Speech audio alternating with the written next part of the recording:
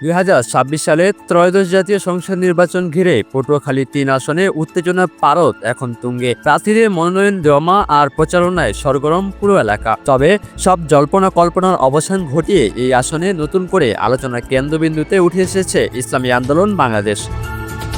BNP ও স্থানীয় বড় দলগুলোর ভিড়ে কেন এই আসনে মুফতি আবু বকর এবং হাত পাখার রাজনীতি এত গুরুত্বপূর্ণ হয়ে উঠল? সাধারণ মানুষই বা কেন তাদের নিয়ে এত ভাবছে? গলাচিপা ও 10 মিনা নিয়ে গঠিত পটুয়াখালী 3 আসনে এবার মোট 8 জন প্রার্থী মনোনয়ন জমা দিয়েছেন। প্রায় 3,75,000 ভোটারের এই বিশাল আসনে লড়াইটা এবার আর গতানুগতিক দ্বিমুখী নয়। বিএনপি এবং স্থানীয় প্রভাবশালীদের পাশাপাশি ইসলামী আন্দোলন এখানে নিজেদের শক্ত অবস্থান জানান দিচ্ছে। রাজনৈতিক বিশ্লেষকরা বলছেন এই আসনটি এবার ভোটারদের মনোবল পরীক্ষার এক বড় ক্ষেত্র। বাংলাদেশে ইসলামী আন্দোলন দীর্ঘদিন ধরে ধর্মীয় ও নৈতিক রাজনীতির কথা বলে আসছে। পটুয়াখালী 3 আসনে মুফতি আবু বকরের মতো প্রার্থীরা কেবল ক্ষমতার জন্য নয়, বরং ইসলামিক মূল্যবোধ, সামাজিক ন্যায় বিচার এবং স্বচ্ছ রাজনীতির বার্তা নিয়ে মাঠে নেমেছেন। ভোটারদের একাংশ মনে করছেন দুর্নীতিমুক্ত সমাজ গড়তে এমন ক্লিন ইমেজের নেতারাই এখন সময়ের দাবি। প্রশ্ন হলো, কেন সাধারণ মানুষ মুফতি আবু বকর বা ইসলামী আন্দোলনের দিকে ঝুঁকবে?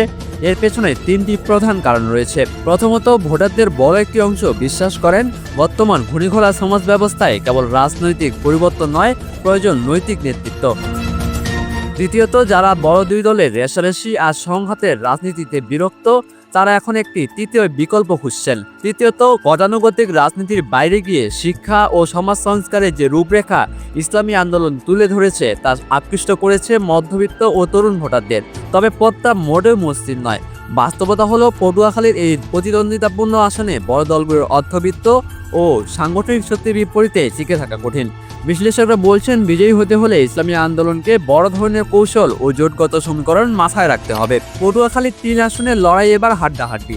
ভোটাররা কি এবার প্রথাগত রাজনীতির বৃত্ত ভাঙবে, নাকি মুফতি আবু বকরের হাত ধরে ধর্ম নৈতিকতার রাজনীতিতে নতুন ইতিহাস গড়বে? গলাচিপা 10 মিনার মানুষ ঐতিহ্যের পথে হাঁটবে নাকি পরিবর্তনের পক্ষে রায় দেবে, তা সময়ই বলে দেবে।